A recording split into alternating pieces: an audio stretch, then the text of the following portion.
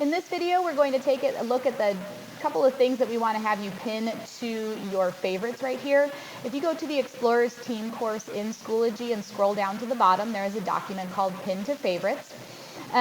What you can do is I just pin the document as well as the one thing that's required. So you can pin something by clicking on the star, or you can pin it by grabbing the thing over there and dropping it down here. So if you can either grab this and drag, or you can click on the star and you can edit the name of it and call it whatever you want.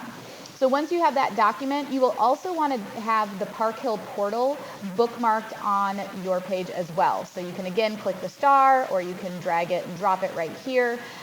This is where you're going to have Infinite Campus. You have Big Ideas Math, which I don't have because I'm not a math teacher.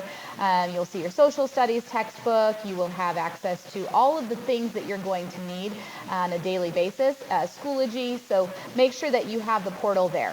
The rest of these are optional for you to pin individually if you would prefer, or you can just do the digital bookmark page that we have given you and know that all of those items are on that page.